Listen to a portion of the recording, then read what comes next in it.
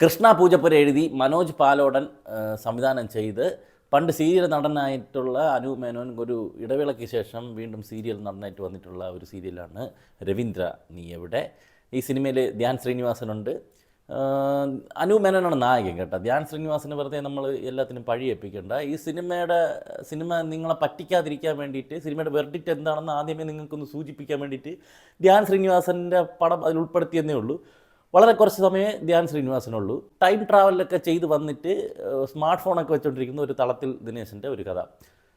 ഈ പടത്തിൽ ഏകദേശമുള്ള എല്ലാവരും നന്നായിട്ടൊക്കെ തന്നെ അഭിനയിച്ചിട്ടുണ്ട് കേട്ടോ. ഷീലു എബ്രഹാം ആണെങ്കിലും എല്ലാവരും അവർക്ക് കിട്ടിയ ക്യാരക്ടർ നന്നായിട്ട് ചെയ്തിട്ടുണ്ട് ധ്യാൻ ശ്രീനിവാസൻ. പക്ഷേ അനൂപ് മേനോൻ സെക്കൻഡ് ഹാഫിലൊക്കെ അനൂപ് മേനോൻ്റെ ഒരു ഓവർ ആക്ടിങ്, ഈ ക്യൂട്ട്നെസ് വാരി വിതരണത് അത് തീരെ അരോചകമാണ്. അത് ഈ ദിലീപിനെയും ലാലേട്ടനെയൊക്കെ അങ്ങനെ അനുകരിച്ചുകൊണ്ട് ഈ ക്യൂട്ട്നെസ്, ചമ്മൽ, നാണം അതൊക്കെ ഇയാൾ കാണിക്കുന്ന സമയത്ത് ഭയങ്കര ഓവർ ആക്ടിങ് ആയിട്ടാണ് നമുക്ക് ഫീൽ ചെയ്യണത്. കുറേ സംഗതികൾ അതുപോലെ ചെയ്തു വിടുന്നുണ്ട്. ഇങ്ങനെ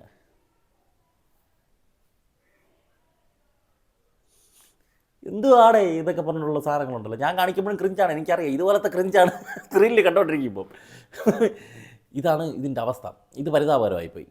ഇതിൻ്റെ കഥയെന്ന് പറയുന്നത് വളരെ ചെറിയ ലിമിറ്റഡ് ബഡ്ജറ്റിൽ ചെറുതായിട്ടൊക്കെ എടുത്തിട്ടുള്ള ഒരു സിനിമയാണ്. വലിയ അവകാശവാദങ്ങളൊന്നുമില്ല. ഷീലു എബ്രഹാമിൻ്റെ ഭർത്താവാണ്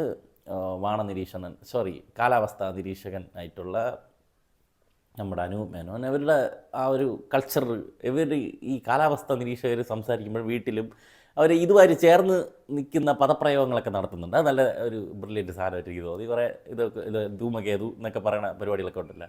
അസീസും കൂടെ ഉണ്ട് കൂട്ടുകാരനായിട്ട്.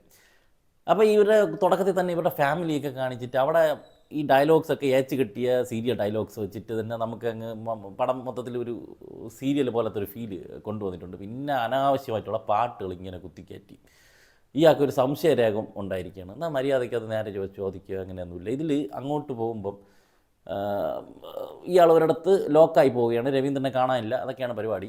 അങ്ങനെ അങ്ങോട്ട് മുന്നോട്ട് പോവുകയാണ്. ഇതിൽ പല കാര്യങ്ങളും ഭയങ്കര ലോജിക്കില്ല ഈ സിനിമയിൽ. ഇതിങ്ങനെ എന്ന സിറ്റുവേഷൻ ഉണ്ടാക്കാൻ വേണ്ടിയിട്ട് ക്രിയേറ്റ് ചെയ്ത് വച്ചിരിക്കുന്ന രംഗങ്ങൾ പോലെ.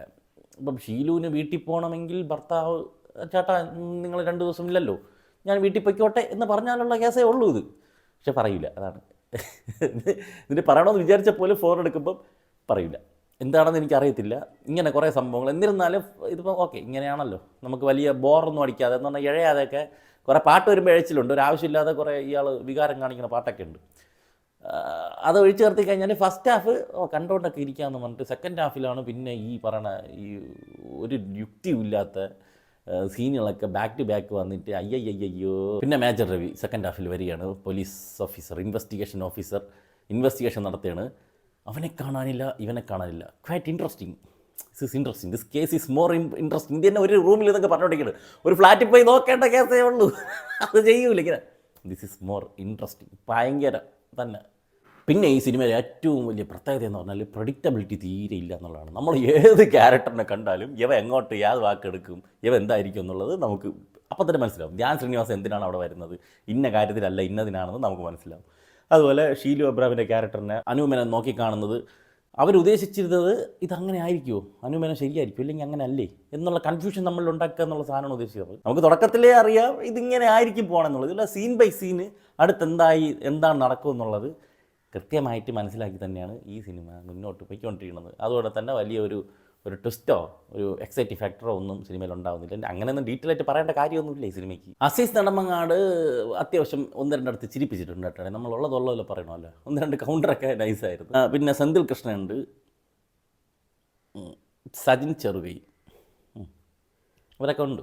പക്ഷേ അനൂപ് മേനോനാണ് ഇതിലെ താരം. അനൂപ് മേനോൻ വേറെ ലെവലായിരുന്നു. പിന്നെ അങ്ങനെ ഫിലോസഫി ഒന്നും അധികം ഇല്ല. അതൊരു ആശ്വാസമായിരുന്നു. നിങ്ങൾ അടുത്ത സിനിമയിലെങ്കിലും ശ്രദ്ധിക്കുക, മനുഷ്യന് ഫോൺ എന്നൊരു സാധനമുണ്ട്. നല്ല ഉന്നത റാങ്കിലുള്ള ഒരാൾ കേരള സംസ്ഥാനത്തെ പോലും പ്രതിസന്ധിയിലാക്കുന്ന, കേരള സർക്കാരിനെ പോലും പ്രതിസന്ധിയിലാക്കുന്ന വളരെ പ്രധാനപ്പെട്ട ഒരാൾ കാണാതെ പോകുമ്പോൾ അയാളുടെ ഫോണൊന്ന് ട്രാക്ക് ചെയ്ത് ഒക്കെ നോക്കിക്കഴിഞ്ഞാലൊക്കെ സംഭവം ഏകദേശം ഇയാൾ എവിടെ ഉണ്ടെന്നൊക്കെ അറിയാൻ പറ്റുന്ന നൂതനമായിട്ടുള്ള സംവിധാനങ്ങളൊക്കെ നമ്മുടെ ശാസ്ത്രം വികസിപ്പിച്ചിട്ടുണ്ട്. അതൊക്കെ ഒന്ന് അറിഞ്ഞിരുന്നെങ്കിൽ കുറച്ച് നല്ലതായിരുന്നു എനിക്ക് തോന്നി. ഒളി ക്യാമറയൊക്കെ ഒരു ഭയങ്കര സംഭവം പോലെയൊക്കെയാണ് കാണിച്ചിരിക്കുന്നത്.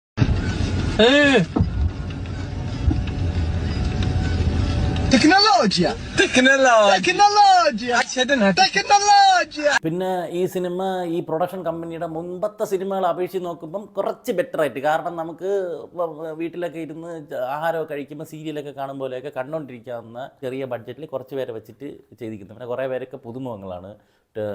സുരേഷ് ഗോപിയുടെ ഒറ്റക്കൊമ്പൻ്റെ മോഡൽ താടിയൊക്കെ വെച്ചിട്ട് പറഞ്ഞ ഒരു അമ്മാവനൊക്കെ ഉണ്ടായിരുന്നു ഇതിനകത്ത്.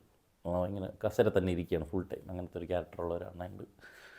അങ്ങനെ കുറേ പേരെ കൊണ്ടറേ. പ്രകാശ് ഉള്ളിയേരിയാണ് മ്യൂസിക് ചെയ്തിരിക്കുന്നത്. ഇതിലെ ഏറ്റവും വലിയ രസം എന്ന് പറയുന്നത് ഇതിൽ ശങ്കർ മഹാദേവൻ, ഹരിഹരൻ ഒക്കെ പാടിയിട്ടുണ്ട്. ഇത്രയൊക്കെ വെള്ളം അടിച്ചുകൊണ്ടിരിക്കുന്ന അനുമേനോൻ്റെ ക്യാരക്ടർ മൂത്രമൊക്കെ ഇവിടെ പോയി ഒഴിച്ചു വന്നു, ഫ്ലഷ് ചെയ്ത സൗണ്ട് കേൾക്കൂലേ. ആമസോൺ, ഫ്ലിപ്കാർട്ട്, അജിയോ, മിന്ത്ര മുതലായ ഓൺലൈൻ ഷോപ്പിംഗ് സൈറ്റുകളിലൊക്കെ കുറേ ഓഫർ ഡെയിലി വരുന്നുണ്ട്. അപ്പോൾ നിങ്ങൾ അറിയാതെ പോകുന്ന അത്തരം ഓഫറുകളൊക്കെ നമ്മുടെ വാട്സാപ്പ് ചാനലിൽ റെഗുലർലി അപ്ഡേറ്റ് ചെയ്യാറുണ്ട്. അപ്പോൾ താല്പര്യമുള്ളവർ നമ്മളെ വാട്സാപ്പ് ചാനൽ ഒന്ന് ഫോളോ ചെയ്തോളൂ. ലിങ്ക് ഫസ്റ്റ് കമൻറ്റിൽ പിൻ ചെയ്ത് വെച്ചിട്ടുണ്ട്.